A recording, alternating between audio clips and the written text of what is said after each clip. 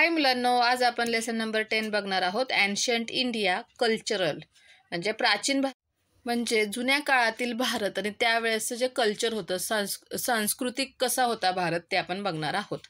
10.1 language and literature. 10.1 मध्ये आपण भाषा आणि साहित्य बघणार आहोत. 10.2 मध्ये लाईफ ऑफ द पीपल, तिथलं लोकजीवन कसं होतं, लोक कसे जगत होते ते पाहणार आहोत. 10.3 मध्ये सायन्स विज्ञान बघणार आहोत. 10.4 मध्ये सेंटर्स ऑफ एज्युकेशन शिक्षणाची केंद्रे. 10.5 मध्ये आर्ट अँड आर्किटेक्चर कला आणि तिथली स्थापना बघणार आहोत. ठीक आहे, तर आता आपण पहिल्यांदा 10.1 बघूयात, लँग्वेज अँड लिटरेचर म्हणजे भाषा आणि साहित्य.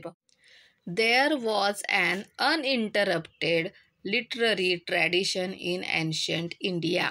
प्राचीन भारतामध्ये साहित्य निर्मितीची लिटररी ट्रॅडिशन म्हणजे साहित्य निर्मितीची अखंड, अनइंटरप्टेड म्हणजे अखंड न थांबणारी परंपरा होती.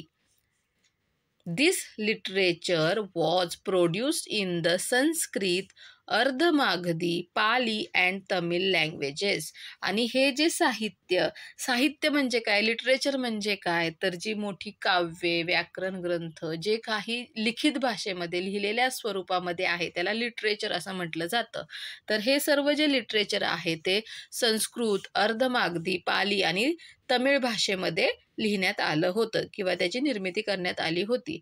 It included religious literature, treatises on grammar, epics, plays, stories etcetera. तर हे जे लिटरेचर होतं, हे जे साहित्य होतं, तर याच्यामध्ये रिलिजियस लिटरेचर म्हणजे धार्मिक साहित्य, धर्माशी रिलेटेड साहित्य, त्याच्यानंतर ट्रिएटिज ऑन ग्रामर म्हणजे व्याकरण ग्रंथ, एपिक्स म्हणजे महाकाव्ये, प्लेज म्हणजे नाटके आणि स्टोरीज म्हणजे कथा यांचा समावेश होतो. हे सर्व लिटरेचर साहित्यामध्ये येतात. ठीक आहे, आता आपण बघूयात संगम लिटरेचर म्हणजे काय, संगम साहित्य म्हणजे काय. Sangam means a gathering of learned men. विद्वान लोकांचं गॅदरिंग म्हणजे संगम. विद्वान लोक एकत्र येणे किंवा विद्वान लोकांच्या सभा म्हणजे Sangam. The literature compiled in such gatherings is known as Sangam literature. आणि या सर्व सभांमधून जे साहित्य तयार करण्यात आलं तर त्याला संगम लिटरेचर असं म्हटलं जातं. It is the most ancient literature in Tamil. तमिळमधील हे सर्वात जुनं साहित्य आहे किंवा सर्वात प्राचीन साहित्य आहे. Silappadikaram and Manimekalai are two of its well known epics. तर सिलप्पधिकरम आणि मणिमेखलाई ही त्यातील दोन मोठी महाकाव्ये आहेत. From Sangam literature we learn about the political and social life in South India during the period. या संगम साहित्यावरून प्राचीन भारतामधील किंवा त्या काळातील साऊथ इंडिया, दक्षिण भारतामध्ये राजकीय आणि सामाजिक जीवन कशा प्रकारचं होतं हे आपल्याला समजतं. आता आपण बघूयात रिलिजियस लिटरेचर, धार्मिक साहित्य काय आहे. The important text include Agam Grantha, Tripitaka and Bhagavad Gita. तर या धार्मिक साहित्यामध्ये सर्वात महत्त्वाचे ग्रंथ येतात जसं की अगम ग्रंथ, त्रिपिटक आणि Bhagavad Gita. The Jain Agam granthas are written in the Prakrit languages of Ardhamagadhi, Sauraseni आणि अँड महाराष्ट्री. जे जैन अगम ग्रंथ होते तर ते प्राकृत भाषेमध्ये लिहिलेले होते, जे आहेत अर्धमागधी, सौरसेनी आणि महाराष्ट्री या प्राकृत भाषांमध्ये ते लिहिलेले होते. The Agam granthas are a collection of the teachings of Vardhaman Mahavir. तर अगम ग्रंथ म्हणजे काय, तर वर्धमान महावीरांनी ज्या टीचिंग, ज्या शिकवण दिलेल्या होत्या समाजाला, तर त्याचं जे कलेक्शन आहे त्या एकत्रितपणे अगम ग्रंथामध्ये आहेत. Literary works like Mahapuranas, biographies, stories etcetera are available in the Apabhramsha language. Apabhramsha भाषेमध्ये महापुराण, चरित्रे आणि कथा हे सर्व वाङ्मय म्हणजे साहित्य आहे. Siddhasen Divakar wrote Samayisutta, a work in Prakrit on jurisprudence. Jurisprudence म्हणजे रिलेटेड टू लॉ, न्यायशास्त्र, लॉशी रिलेटेड. तर सिद्धसेन दिवाकर आहे, तर त्याने समयसुत्त नावाचं प्राकृत भाषेमध्ये न्यायशास्त्रावरील प्राकृत ग्रंथ लिहिलेला आहे. Vimal Suri has told the story of Rama in Paumachariya, a poetic work in Prakrit. Vimal Suri यांनी पौमचरिया नावाचं एक प्राकृत भाषेमध्ये काव्य लिहिलेलं आहे. त्याच्यामध्ये त्यांनी रामकथा सांगितलेली आहे. Haribhadra Suri's Samarai Chakkaha and Udyotan Suri's Kuvalaya Malakaha are well known works. तर हरिभद्र सुरींचं समराई चक्कहा आणि उद्योन सुरीचं कुवलय मालाकहा हे ग्रंथही विशेष प्रसिद्ध आहेत. डू यू नो, तुम्हाला हे माहीत आहे का? It is believed that most of the languages in the region from North India up to Maharashtra are derived from Prakrit and Sanskrit. असं म्हटलं जातं की नॉर्थ इंडिया म्हणजे उत्तर भारतापासून ते महाराष्ट्रापर्यंतच्या ज्या वेगवेगळ्या भाषा आहेत त्या प्राकृत आणि संस्कृत लँग्वेजमधून, संस्कृत भाषेमधून घेण्यात आलेल्या आहेत. The word Prakrit is derived from the word meaning natural. Prakrit या शब्दाचा अर्थ आहे नॅचरल, नैसर्गिक. The Prakrit languages were languages in daily use of the people. आणि म्हणजेच प्राकृत लँग्वेज म्हणजे जे लोक रोजच्या जीवनामध्ये ज्या भाषा वापरतात, जी भाषा वापरतात, म्हणजे ज्या ठिकाणची लोक जी भाषा वापरतात त्याला प्राकृत लँग्वेज असं म्हटलं जातं. They can be divided into 4 groups, namely the Paishachi, Sauraseni, Magadhi and Maharashtri language. तर ह्या प्राकृत भाषा 4 भागांमध्ये, 4 ग्रुपमध्ये विभागलेल्या आहेत. तर ते आहेत पैशाची, सौरसेनी, मागधी आणि महाराष्ट्री. Marathi develop from Maharashtri. महाराष्ट्री भाषेपासून मराठी भाषा तयार झाली. In this process of development of modern languages like Marathi from the Prakrit languages, their original forms change. आणि या ज्या भाषा, नवीन भाषा तयार झाल्या, म्हणजे जसं प्राकृतपासून मराठी भाषा तयार झाली, तर त्याचं जे ओरिजिनल, जे मूळ रूप होतं, तर ते भाषेचं बदललं. दे आर कॉल्ड अपभ्रंश लँग्वेजेस. आणि त्या भाषांना ज्या मूळच्या होत्या त्या बदलल्या, त्यांना अपभ्रंश भाषा असं म्हटलं गेलं. Modern languages have develop from अपभ्रंश लँग्वेजेस. आणि या अपभ्रंश भाषेपासूनच आत्ताच्या ज्या मॉडर्न लँग्वेजेस आहेत, आधुनिक भाषा आहेत, त्या निर्माण झाल्या, त्या तयार झाल्या. तिपिटिका हॅज 3 पिताकाज ऑर पार्ट्स. ती म्हणजे 3 पिताका असं त्याचा अर्थ होतो. तिपिटाका म्हणजे 3 पिताका किंवा त्याचे 3 भाग. The word pitaka means a basket or collections.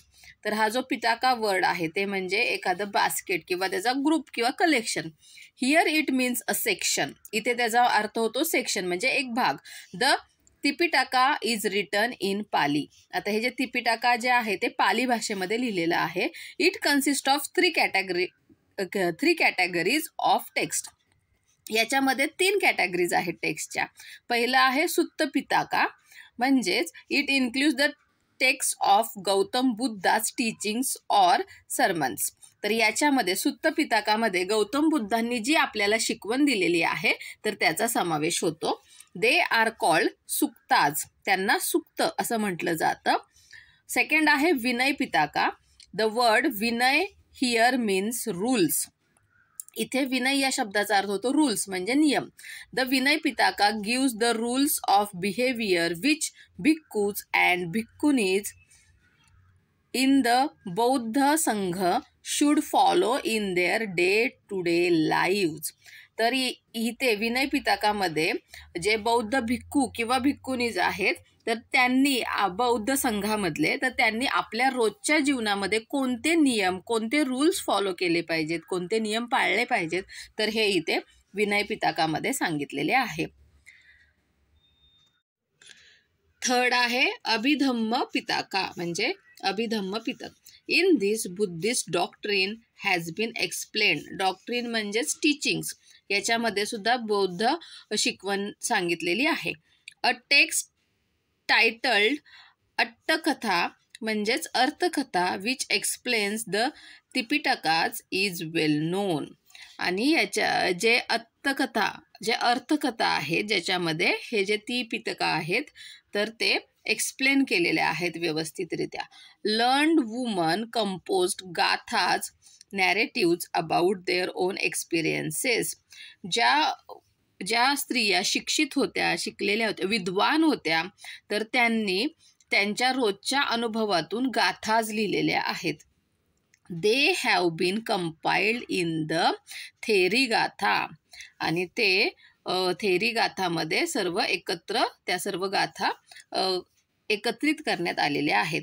They are in the Pali language. आणि त्या पाली भाषेमध्ये आहेत. The Bhagavad Gita which is a sacred text of the Hindus is a part of the Mahabharata. Bhagavad Gita जे की हिंदूंचा धार्मिक ग्रंथ आहे तो महाभारताचा भाग आहे. The Bhagavad Gita tells us that each one of us should do our duty without expecting rewards. तर भगवद्गीतामध्ये सांगितलेलं आहे की आपण आपले कर्म जे आहेत, आपण आपली जी कामे आहेत ते कोणत्याही रिवॉर्ड्स म्हणजे त्याच्याबद्दल आपल्याला काय मिळेल या भावनेने कधीच करायचे नाही. कोणत्याही मोबदल्याच्या शिवाय आपण आपली कामं करतच राहायचं. म्हणजे आपण आपले कर्म करायचे, त्याच्यापासून आपल्याला काय भेटेल याची चिंता करायची नाही. It also says that the path of devotion to God is open to all. आणि त्याच्यामध्ये अजून हेही सांगितलेलं आहे की देवाची भक्ती करण्याचा मार्ग हा सर्वांसाठी खुला आहे. सर्व कोणीही देवाची भक्ती करू शकतात. आदि Shankaracharya lived during the 8th century CE. 8th सेंचुरीमध्ये म्हणजे इसवी सनाच्या 8व्या शतकामध्ये आद्य शंकराचार्य होऊन गेले. ही एम्फसाइज नॉलेज अँड रिन्युन्सिएशन. त्यांनी नॉलेज म्हणजे ज्ञान आणि रिन्युन्सिएशन म्हणजे वैराग्य याच्यावरती भर दिला. He wrote commentaries explaining the Upanishads, Brahmasutras and the Bhagavad Gita. त्यांनी उपनिषदे, ब्रह्मसूत्रे आणि भगवद्गीता यांवरती भाष्य लिहून त्याचं स्पष्टीकरण दिलं, ते एक्सप्लेन करून सांगितले. He established 4 mathas in 4 directions of India at Badrinath, Dwarka, Jagannath Puri and Sringeri. त्यांनी 4 दिशेला 4 मठांची स्थापना केली. बद्रीनाथ येथे, द्वारका येथे, जगन्नाथपुरी आणि शृंगेरी येथे. हे बघा, हे आद्य शंकराचार्य. आता हे चित्र आहे ना खराब करून टाकलेलं आहे मुलांनी. हे पुस्तक नाही आहे, म्हणजे हे आमचं पुस्तक नाही आहे, मी कोणत्या तरी मुलाचं घेतलेलं आहे. पण हे असं अजिबात करायचं नाही. हे खूप महापुरुष आहेत, ह्यांच्या चित्रांशी असं करायचं नाही अजिबात. ठीक आहे.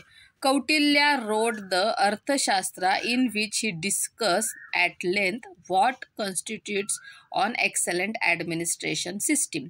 कौटिल्याने अर्थशास्त्र लिहिलेलं आहे आणि त्याच्यामध्ये त्यांनी उत्तम शासन व्यवस्था कशी असावी याच्यावरती लिहिलेलं आहे. ट्रिएटिज ऑन ग्रामरवरती म्हणजे व्याकरण ग्रंथ आपण बघूयात. Ashtadhyayi written by the grammarian Panini is considered to be the standard work on Sanskrit grammar. तर संस्कृत व्याकरणामध्ये पाणिनी यांनी जे महान ग्रामर लिहिणारे होते त्यांनी अष्टध्यायी हा ग्रंथ लिहिलेला आहे. पतंजली रोट महाभाष्य. पतंजलीने महाभाष्य लिहिलेलं आहे. It explains the principles given in Panini's Ashtadhyayi. तर पाणिनीने अष्टध्यायीमध्ये जे तत्व लिहिलेले आहेत तर त्याचं जे स्पष्टीकरण आहे, एक्सप्लेनेशन आहे, ते या महाभाष्यामध्ये पतंजलीने लिहिलेलं आहे. डू यू नो, तुम्हाला हे माहीत आहे का? Arthashastra. This is a work by Kautilya. Kautilya याने अर्थशास्त्र लिहिलेलं आहे. It consist of detailed discussion of administrative matters such as the duties of a king, criteria for selecting a minister, systems of defense, types of forts, the formation of an army, plans for espionage, organization of the treasury and other officers, judicial system, investigation of thefts, types of punishment etcetera. मग हा जो अर्थशास्त्र आहे तो आपण आत्ताच बघितलं की तो शासन व्यवस्था कशा प्रकारे असावी याच्यावरती आधारित आहे. त्याच्यामध्ये डिटेल डिस्कशन आहे कशाबद्दल की ॲडमिनिस्ट्रेटिव्ह मॅटर्स, म्हणजे जसे की राजाची कर्तव्य काय आहेत, राजा कसा असावा, राजाची कर्तव्य कशी असावेत, एखादा मिनिस्टरचं जर सिलेक्शन करायचं आहे, मंत्र्याची निवड करताना कशा प्रकारे निवड करावी, त्याचा क्रायटेरिया काय असावा, त्याच्यानंतर संरक्षण सिस्टीम कशी असावी, डिफेन्स कशा प्रकारे करावं, किल्ले कशा प्रकारचे असावे, फोर्ट्स कशा प्रकारचे असावेत, त्यानंतर सैन्य कसं तयार करावं, आर्मी फॉर्मेशन, एस्पिओनेज म्हणजे गुप्तहेर, जे की दुसऱ्या शत्रू राजाकडे जाऊन माहिती काढून आणतील, त्यांची योजना कशी असावी, किंवा ट्रेजरी म्हणजे आपला खजिना आहे तो कशा प्रकारे सांभाळावा, दुसरे जे ऑफिसेस आहेत ते कसे सांभाळावे, ज्युडिशियल सिस्टीम म्हणजे न्यायदान कशा प्रकारे न्याय करावा, इन्व्हेस्टिगेशन ऑफ थेफ्ट जे की चोर असतील तर त्यांचं कशा प्रकारे इन्व्हेस्टिगेशन व्हावं, त्यांची कशी चौकशी करावी, कशा प्रकारच्या शिक्षा द्याव्यात, हे सर्व या अर्थशास्त्रामध्ये आहे. आर्ष अँड क्लासिकल इपिक्स. आर्ष आणि अभिजात महाकाव्य. अभिजात म्हणजे आता ते तशी परत होऊ शकत नाहीत अशी. Ramayana and Mahabharata are the two arsha epics of ancient India. प्राचीन भारताचे रामायण आणि महाभारत ही दोन मोठी अभिजात महाकाव्य आहेत. Arsha means composed by rishis or sages. आर्ष म्हणजे ऋषींनी रचलेले, ऋषींनी लिहिलेले महाकाव्य. The Ramayana was composed by rishi Valmiki. Ramayana हे वाल्मिकी ऋषींनी लिहिले. The main character of Ramayana is Shri Ram. रामायणातील जे महत्त्वाचं कॅरेक्टर आहे, मुख्य व्यक्तिरेखा जी आहे ती प्रभू श्रीरामांची आहे. Mahabharata has been composed by the sage Vyasa. तर महाभारत जे आहे ते महर्षी व्यासांनी लिहिलेलं आहे. Its main theme is the war between the Kauravas and Pandavas. आणि महाभारताचं मेन थीम काय आहे, महाभारत कशावरती लिहिलेलं आहे तर कौरव आणि पांडव यांच्यामधलं जे युद्ध झालं त्याच्याबद्दल महाभारत लिहिलेलं आहे. It also tells us about Lord Krishna's life. आणि महाभारतावरून आपल्याला कृष्ण भगवानांच्या आयुष्याबद्दल सुद्धा माहिती भेटते. The Mahabharata provides a comprehensive picture of the various human sentiments and emotions and their consequences. महाभारतामध्ये ह्युमन सेंटिमेंट्स म्हणजे मानवी भावनांचे आणि त्यांच्या ज्या इमोशन्स आहेत किंवा त्यांचे जे कॉन्सिक्वेन्सेस आहेत, त्याचे जे परिणाम आहेत, तर त्यांचं व्यापक म्हणजे खूप मोठ्या प्रमाणातलं आपल्याला चित्र दिसतं. Sometimes there is such a period in the history of language, literature and art that is glory remains undiminished even later on. कधीकधी ज्या भाषेची हिस्ट्री आहे म्हणजे भाषांचा इतिहास आहे, साहित्याचा इतिहास, कला, या सर्वांचा जो इतिहास आहे त्याच्यामध्ये असा एक काळ येतो की त्याची जी ग्लोरी आहे, त्याची जी चमक आहे, त्याचं जे तेज आहे ते कधीच जात नाही. The art, literature etcetera produce in such a period is said to be classical. आणि या पिरियडमध्ये जेव्हा ते तेज असतं एक प्रकारचं, त्या पिरियडमध्ये जे आर्ट, लिटरेचर म्हणजे जे कला साहित्य लिहिलं जातं किंवा निर्माण होतं त्या पिरियडला, त्या काळाला क्लासिकल म्हणजेच अभिजात असं म्हटलं जातं. Raghuvamsha and Kumara Sambhava by Kalidasa, Kiratarjuniya by Bharavi and Shishupalavadha by Magha are well-known compositions of the ancient period written in classical Sanskrit. आणि याच ज्या अभिजात आपण म्हणतो ना जे क्लासिकल, तर या क्लासिकल काळामध्येच रघुवंश आणि कुमार संभव हे कालिदासाने लिहिलेले महाकाव्य, त्यानंतर भारवीने किराटार्जुनिया आणि माघाने शिशुपालवध ही मोठी महाकाव्य त्या काळामध्ये लिहिलेली आहेत. थिएटर म्हणजेच नाटक. India has an ancient tradition of telling a story through songs, music and dance. तर भारतामध्ये अशी प्राचीन परंपरा आहे की जी स्टोरी सांगायची आहे ती गाण्याच्या, संगीताच्या किंवा नृत्याच्या, डान्सच्या माध्यमातून. These arts have been discussed in great detail in the नाट्यशास्त्रा by Bharata Muni. आणि ह्या ज्या आर्ट्स आहेत, जे गाण्याच्या, म्युझिकच्या किंवा डान्सच्या माध्यमातून ज्या सांगितल्या जातात, त्या नाट्यशास्त्रामध्ये भारतमुनींनी डिटेलमध्ये डिस्कशन केलेलं आहे. When these arts are presented with supporting dialogues they are known as theatre. आणि जेव्हा हे जे आर्ट आहे, जे की सॉन्ग, म्युझिक किंवा आत्ताच आपण जसं डान्स, याला जेव्हा आपण डायलॉगची जोड देतो, जेव्हा त्याच्यामध्ये आपण डायलॉग्स ॲड करतो, तेव्हा त्याला आपण थिएटर म्हणजेच नाटक असं म्हणतो.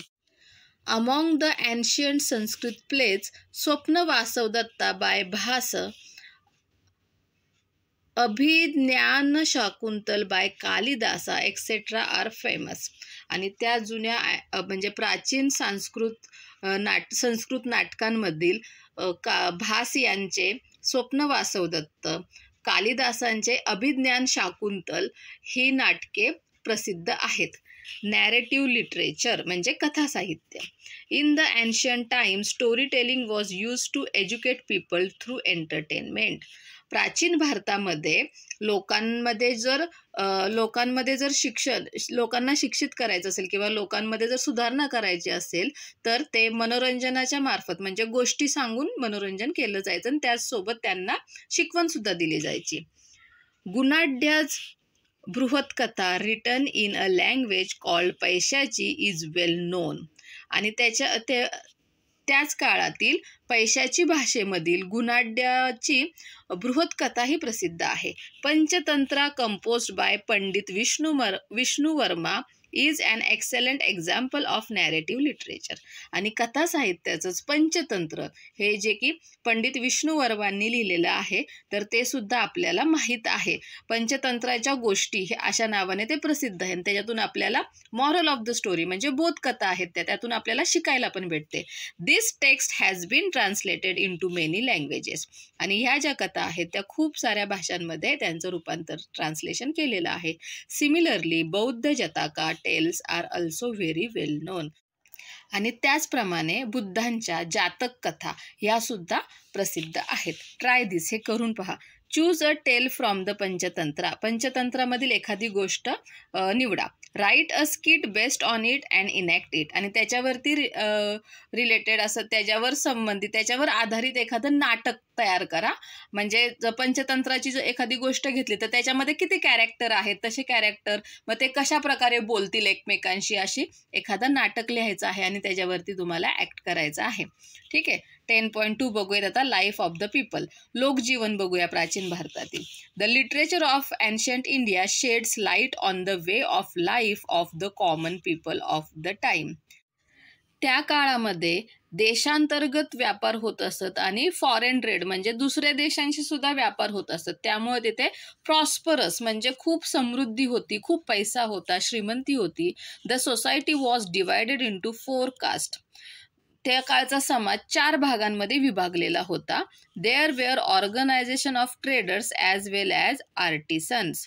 त्या काळामध्ये व्यापारी सुद्धा होते आणि कलाकार सुद्धा होते. These organisations were called shrenis. आणि मग त्यांना श्रेणी असं म्हटलं जायचं.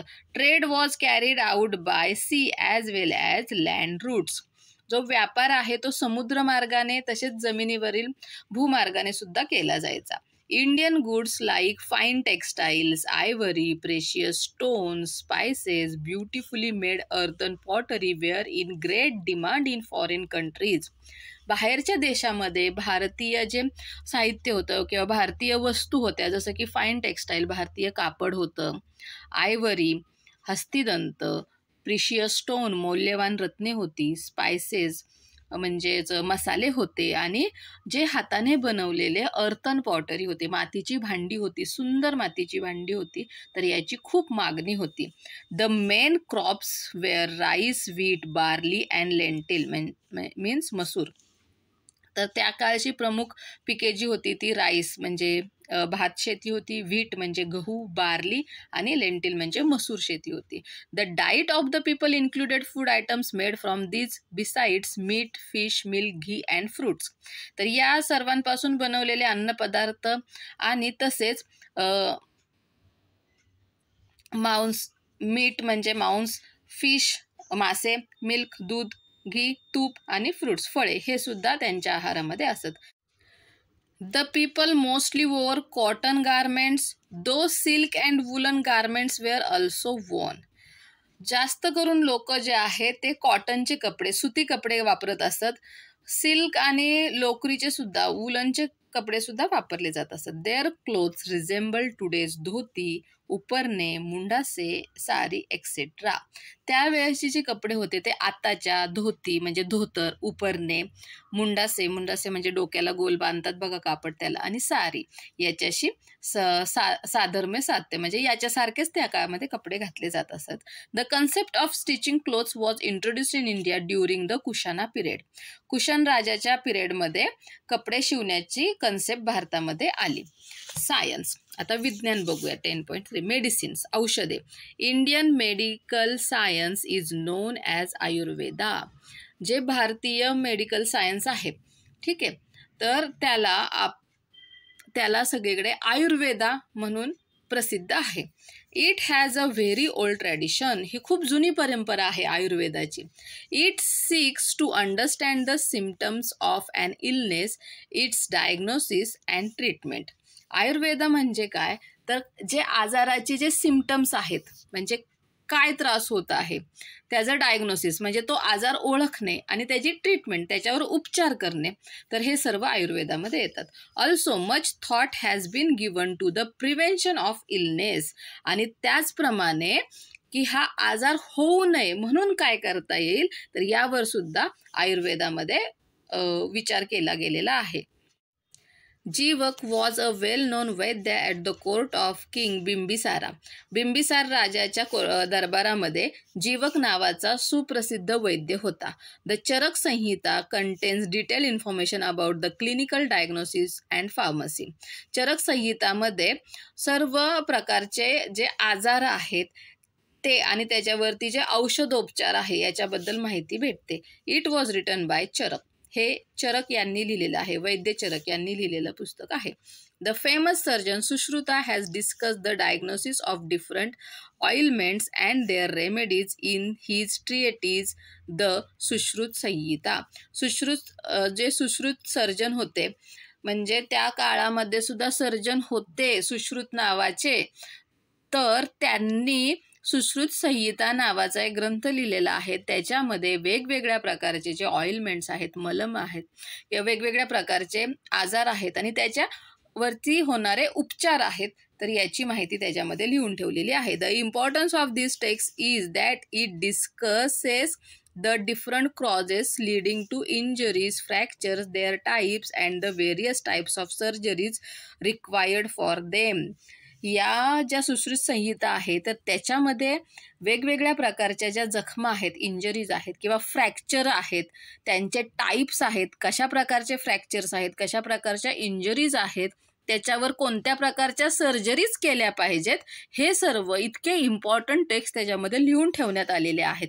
The text was translated into the Arabic language and was called किताब-ई-सुसूद.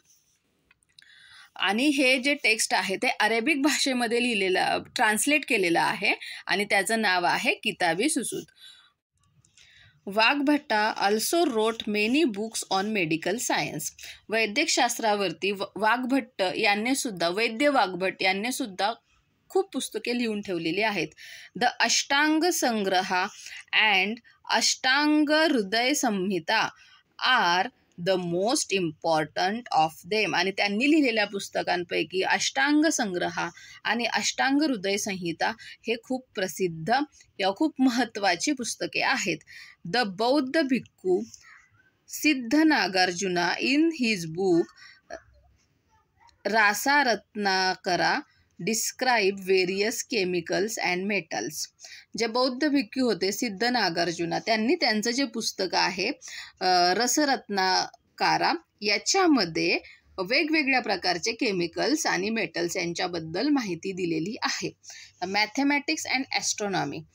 Mathematics म्हणजे गणित आणि ॲस्ट्रॉनॉमी म्हणजे जे आकाशाशी रिलेटेड, स्पेस रिलेटेड जे सायन्स आहे ते बघूयात आपण आता. The ancient Indians had studied mathematics and astronomy at a great depth. प्राचीन भारतीय जे होते त्यांनी गणिताचा आणि ॲस्ट्रॉनॉमीचा म्हणजेच आकाशशास्त्राचा खूप खोलवर अभ्यास केलेला होता. Indians were the first to use the numerals 1 to 9 and 0. 1 ते 9 अंक आणि 0 याचा वापर करणारे सर्वप्रथम हे भारतीयच होते. They invented the concept of decimal system in which the value of a digit changes according to its place, ekam, daham म्हणजेच मीन्स युनिट्स अँड टेस्ट एक्सेट्रा. भारतीयच आहेत ज्यांनी पहिल्यांदा डेसिमल सिस्टीमचा शोध लावला आणि त्याच्यामध्ये सांगितलं आहे की जर एकम म्हणजे युनिट असेल, टेन्स प्लेसला असेल, असं असलं म्हणजे प्लेस चेंज झाली एखाद्या नंबरची की त्याची व्हॅल्यू पण चेंज होते. The scientist Aryabhatta wrote the book Aryabhatiya which included many formulas for mathematical operation. शास्त्रज्ञ आर्यभट्ट यांनी आर्यभट्टिया हे एक पुस्तक लिहिलेलं आहे ज्याच्यामध्ये खूप सारे मॅथमॅटिकल ऑपरेशनचे फॉर्म्युले त्याच्यामध्ये लिहिलेले आहेत. Aryabhatta was also an astronomer. तर आर्यभट्ट हे खगोलशास्त्रज्ञ. ॲस्ट्रॉनॉमर म्हणजे काय, जे आकाशाचा, स्पेसचा अभ्यास करतात त्यांना ॲस्ट्रॉनॉमर, आणि त्यांना मराठीमध्ये खगोलशास्त्रज्ञ म्हणतात, ते होते. He stated that the earth revolves around the sun. आणि हे त्यांनीच सांगितलं होतं की पृथ्वी जी आहे, अर्थ जी आहे ती सूर्याभोवती फिरते. Varaha Mihira wrote the famous text Siddhantika in the 6th century AD. जे वराह मिहिर आहेत त्यांनी 6व्या शतकामध्ये 6th centuryमध्ये पंचसिद्धांतिका नावाचा ग्रंथ लिहिला. दिस text discusses principles of Indian astronomy along with the principles of astronomy from the Greek, Roman and Egyptian civilizations. तर या जे पंचसिद्धांतिका ग्रंथ होता तर ह्याच्यामध्ये भारतीय खगोलशास्त्राची तत्त्वे तर होतीच, त्याप्रमाणे ग्रीक, रोमन आणि इजिप्त खगोलशास्त्राची तत्त्वेसुद्धा होती. The text of the mathematician Brahmagupta who lived in the 7th century CE were translated into the Arabic language. जे गणितशास्त्रज्ञ होते ब्रह्मगुप्ता, जे की 7व्या शतकामध्ये झाले, तर त्यांचा जो ग्रंथ आहे त्याचं अरबी भाषेमध्ये ट्रान्सलेशन केलं गेलेलं आहे. डू यू नो, तुम्हाला हे माहीत आहे का? Kanada wrote the book called Vaisheshika Darshan. तर हे महर्षी कनाद आहेत, त्यांना महर्षी ही उपाधी दिलेली आहे. तर यांनी एक पुस्तक लिहिलेलं आहे, त्याचं नाव आहे वैशेषिक दर्शन. इट मेनली डिस्कसेस अणु अँड परमाणु. तर या पुस्तकामध्ये त्यांनी अणु आणि परमाणु यांच्याबद्दल माहिती लिहिलेली आहे. According to Kanada the universe is full of innumerable objects. कनादांच्या म्हणण्यानुसार आपले हे जे युनिवर्स आहे त्याच्यामध्ये असंख्य न मोजता येणाऱ्या वस्तू आहेत. These objects are nothing but the different forms of अणूच. तर हे ज्या वस्तू आहेत त्या दुसऱ्या काही नसून अणूचाच वेगवेगळ्या प्रकार आहेत. अणू म्हणजे atom. These forms might change but the anu remains unchanged.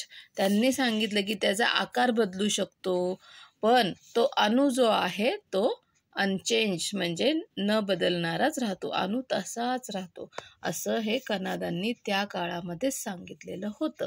आता आपण त्या अणूला ॲटम असं म्हणून ओळखतो. ठीक आहे.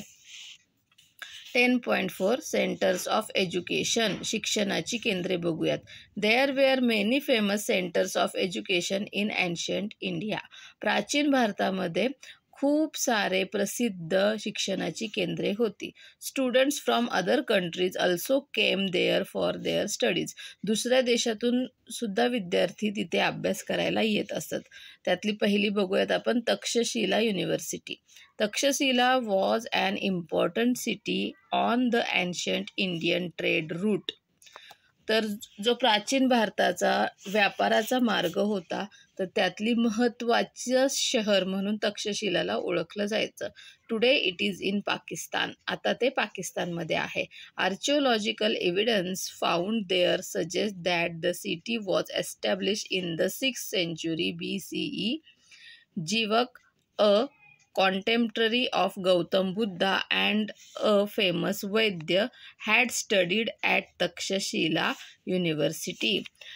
आर्किओलॉजिकल जो पुरावा मिळालेला आहे त्याच्यानुसार असं म्हटलं जातं की ही जी तक्षशिला युनिव्हर्सिटी आहे ती 6व्या शतकामधली आहे आणि तिथे गौतम बुद्धांचा जो शिष्य होता जीवक, जो की वैद्यसुद्धा खूप महान वैद्य होते, तर त्यांनी तिथे तक्षशिला युनिव्हर्सिटीमध्ये अभ्यास केलेला आहे.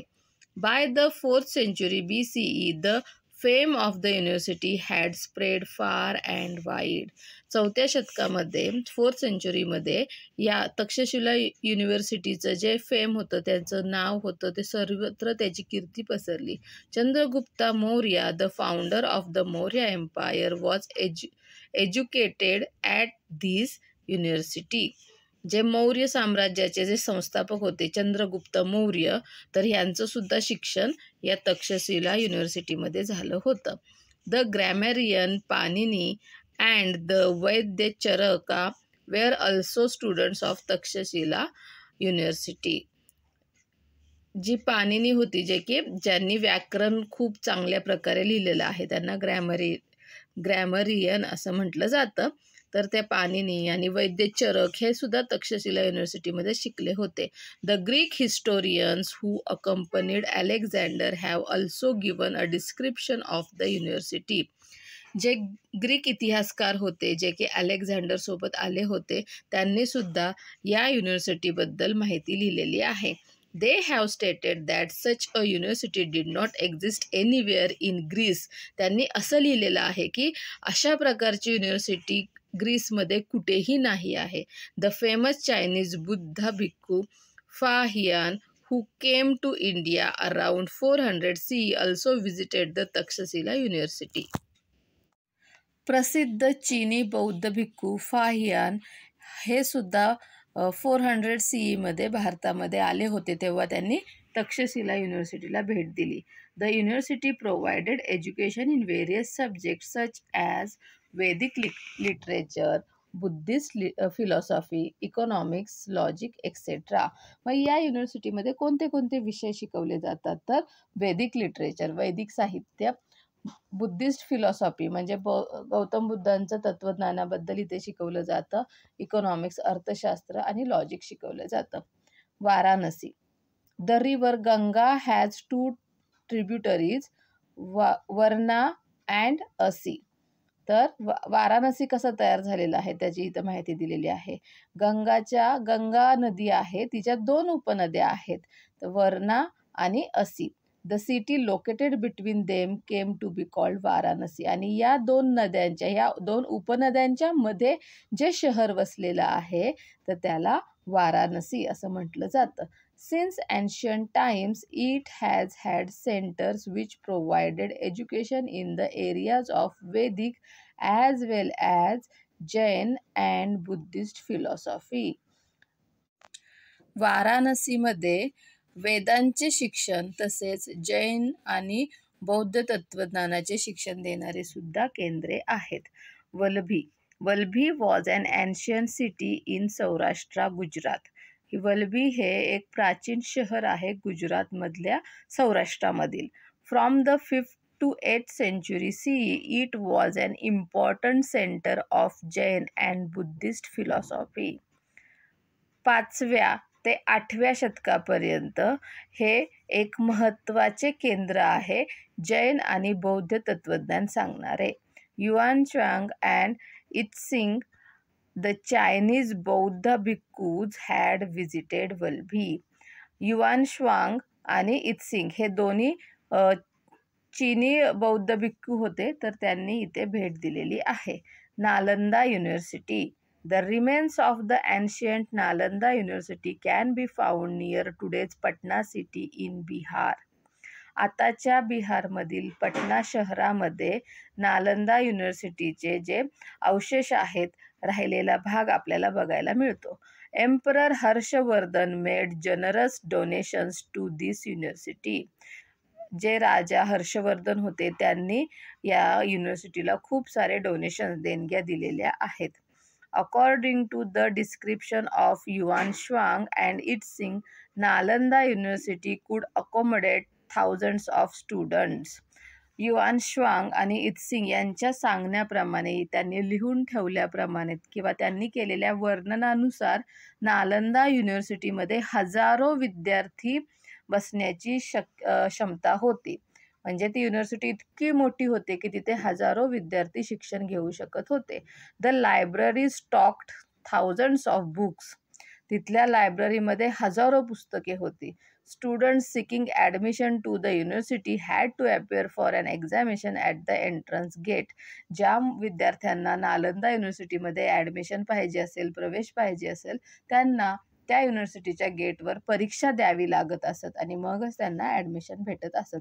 The seal of the Nalanda Mahavihara.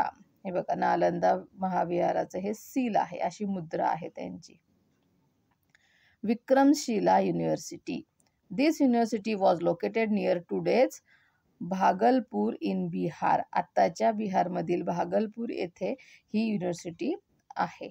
It was established by a king named Dharmapala in the 8th century CE. तर ही जी विक्रमशिला युनिव्हर्सिटी आहे तिची स्थापना कोणी केली, तर एक राजा होता धर्मपाल नावाचा, त्यांनी 8व्या शतकात 8th centuryमध्ये केली.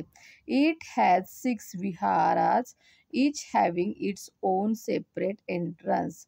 या युनिव्हर्सिटीमध्ये 6 विहार आहेत आणि त्या प्रत्येकाला त्याचं सेपरेट प्रवेशद्वार आहे. Kanchi. During the reign of the Pallava dynasty, 6th century CE, Kanchi in Tamil Nadu emerged as an important center of education. Pallava राजांच्या काळामध्ये हे जे तमिळनाडूमधलं कांची शहर आहे, तर इथली जी युनिव्हर्सिटी आहे ते एक महत्त्वाचं शिक्षणाचं केंद्र बनलं. It was a center for the teaching and learning of Vedic, Jain and Buddhist text. तर हे जे कांची आहे तर ते वेद, जैन आणि बौद्ध ग्रंथांचं टीचिंग, शिक्षण देणारं आणि अभ्यास करणारं एक महत्त्वाचं सेंटर, महत्त्वाचं केंद्र बनले. 10.5 आर्ट अँड आर्किटेक्चर. कला आणि स्थापना आपण बघूयात कशा प्रकारे होत होती. Indian architecture reached its peak during the Maurya and the Gupta periods.